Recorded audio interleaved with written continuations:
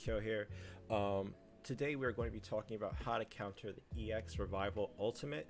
I've seen a lot of questions about how to counter this, like everything in this game, it does come down to timing, it comes down to range, and it comes down to what you know about the AI. So that being said, we're going to take a look. We'll go into our fortress. We'll be looking at both Sakura, Sasuke, and Naruto, or all three.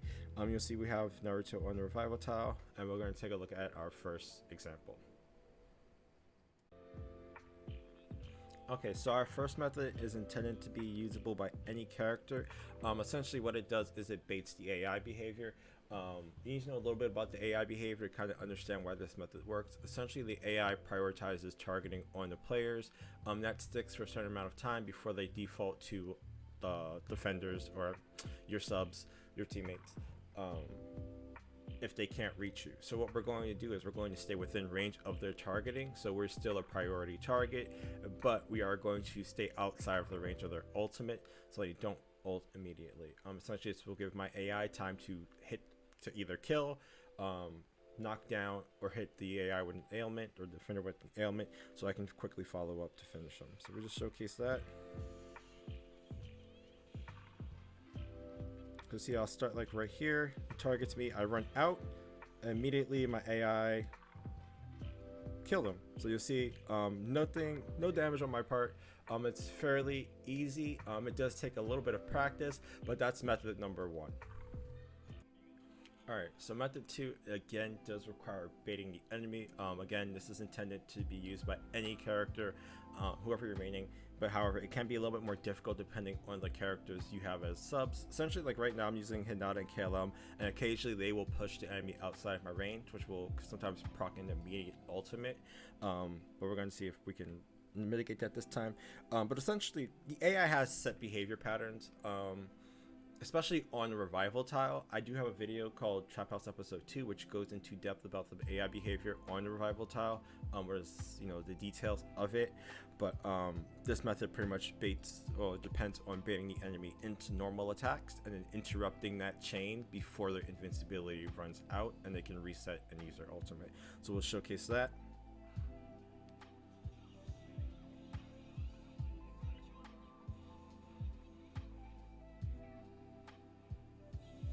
So you'll see we get the normal attack, and then immediately I'm knocking him down, and then that's GG.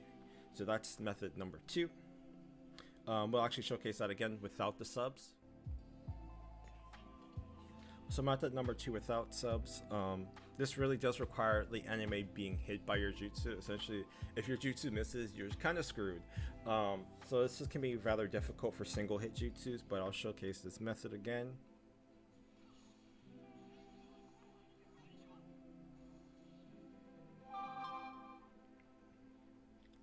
So see, he gets up, he starts attacking, I immediately move around him, and before he can recover, I hit him with the seal.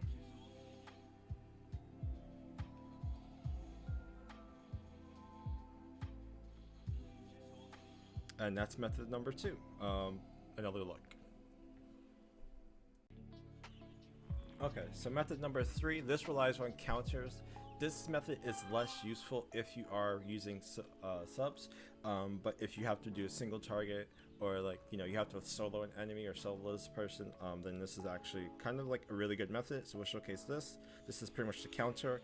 Again, we're kind of relying on the fact that the AI does have to target us, and we're going to be using that to set them up.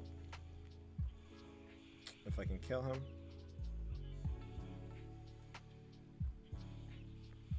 Okay, so again, we're going to run around, we're going to force him to do this, to hit us. At this point, we're going to set our counter up, and immediately follow up with an ailment after the knockdown, and again, easy win. We'll showcase this with another counter character. So for our second counter character, we'll be taking a look at Kisame Naruto. That's where I hit that ultimate like sooner.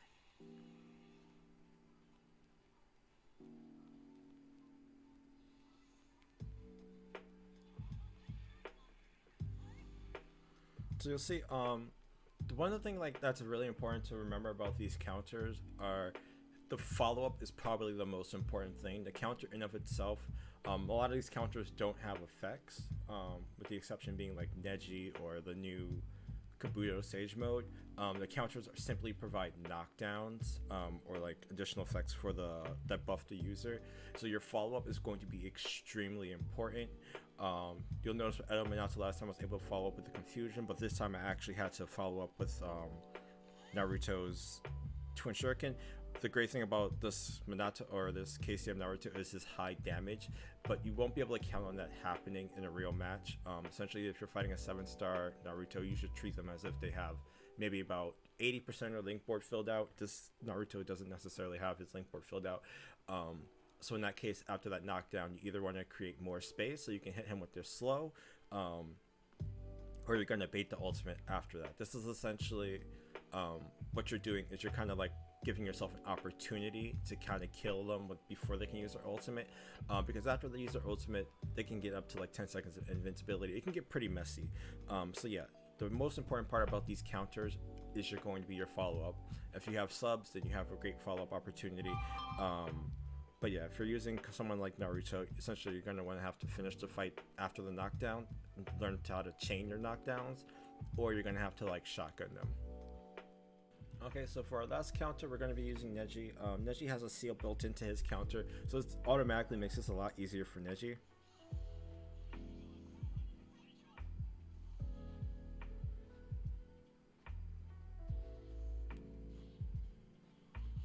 So you'll see just like that.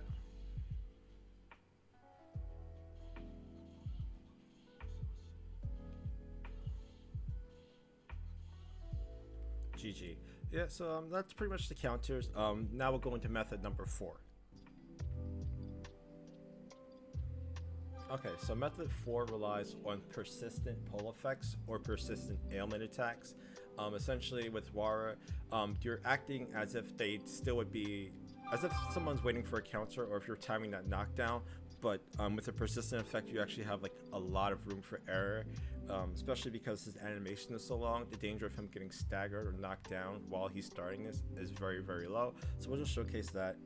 Not that we have a lot of Wara mains, but if you do main Wara, like this is actually a really, really solid method to deal with these new EX characters. So essentially, right as he gets up, even before he attacks, I start doing this, and he's immediately sealed.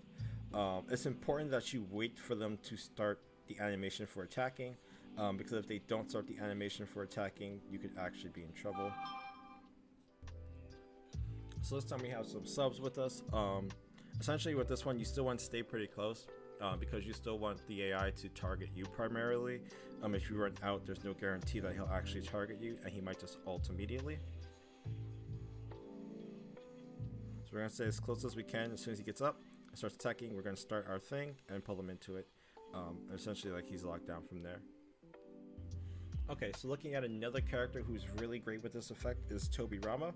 Essentially his Whirlpool has a persistent pull that creates a paralyze effect. So not many people have paralyzed resistances, so this is actually pretty clutch for Tobyrama. I hopefully we'll see a little bit more Tobyramas coming out to play. Essentially, again, as soon as he gets up, we're starting our pull, and it's immediate.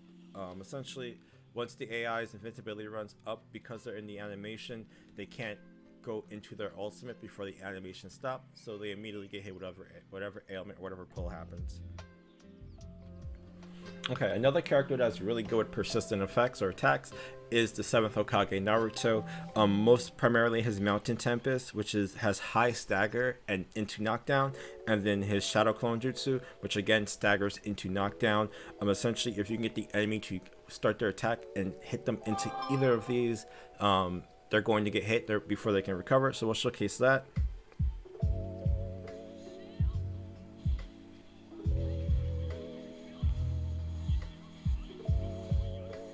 So you'll see he's up. As soon as he gets up and starts attacking, we'll start our Tempest, and he immediately gets knocked down. We'll showcase that again without the subs. So we're going to look at this with Naruto Solo.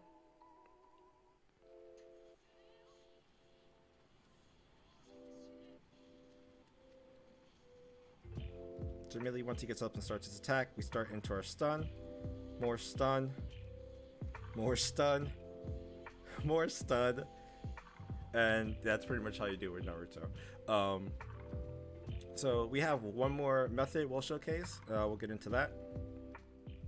Alright, so for our fifth and final method we'll showcase today, we'll be talking about damage fields. Essentially, you set up a damage field as the AI revives, and then you run away. You still want them to follow you briefly with their attack, but you're trying to get out of the range with their ultimate. This is easier with characters who have to face you to do their ultimates, not necessarily Naruto, because he doesn't actually have to turn around. So we'll kind of showcase that.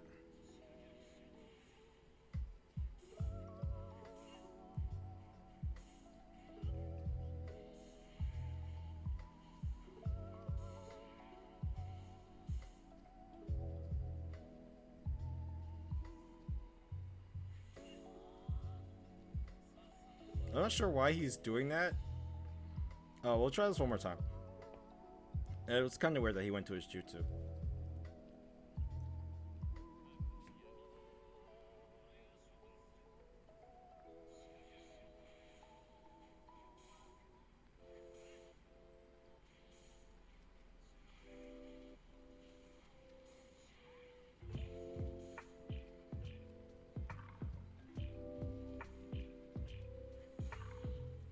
So see, it's really that simple. So that's it for the methods. Now we'll be showcasing. Okay, so here we'll be looking at Sasuke's EX ultimate, as we've done a lot of work with Naruto. The most important thing to know about Sasuke's ultimate is that it targets from the front. He does have to be about mid to close range to start it. You can run around behind him to avoid it, not necessarily run around, but teleport behind him to avoid it. As long as you're behind him and you're not touching the Susanoo, you can avoid that ultimate. However, if you are off too much to the side, in the length of the reach of the sword swing, you can't even get hit by it. If you touch the meteor, obviously you die. So we're going to showcase pretty much his method is the same as Naruto's. We're going to hit him with the 2-hit.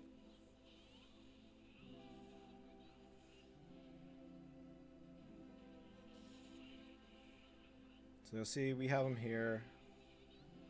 Kind of gonna wait for that swing, and then as soon as that swing happens, we're on him.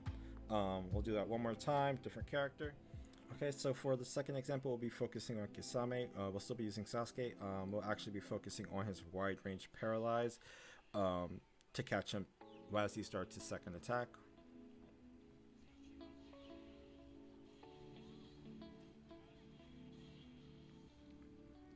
So you'll see we get him, he starts attacking, and immediately we're going to do that. Easy peasy. Okay, so now we'll be looking at Sakura. Like Sasuke, she does have a front-facing ultimate.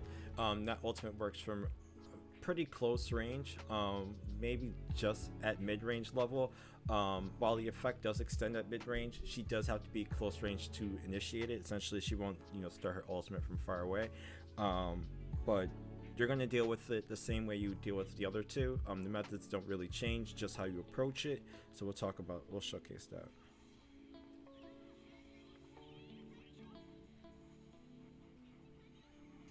Does she not die from my ultimate?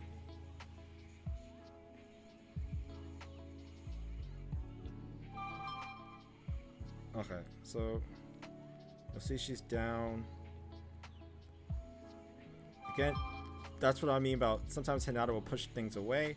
But essentially, once you've kind of see them start to use their attacks or kind of can attack, that's when you kind of go for it.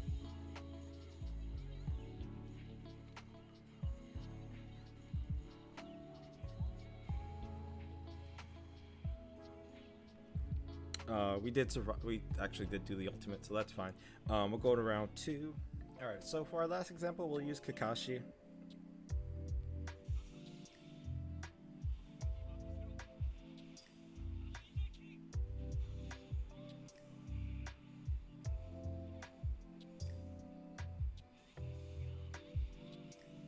So again, we get those 2 hits, and then essentially now we're hitting them. And that's how you avoid getting ulted by Revival EX characters. Hopefully this helps. If it does, please consider giving a like, commenting, or subscribing. Actually, where we go about over gameplay and how to play the game, and mostly like the rules involving the game. Yeah, so I hope this helps everyone. I should be dropping some more content later today. I do have a bingo book for Ukata planned, and then I'm pretty sure everyone's going to want to see Naruto late. So I'll probably do him after Utakata. But that's it for today. Yeah, DemonEyesKyo out. Hope everyone has a great weekend.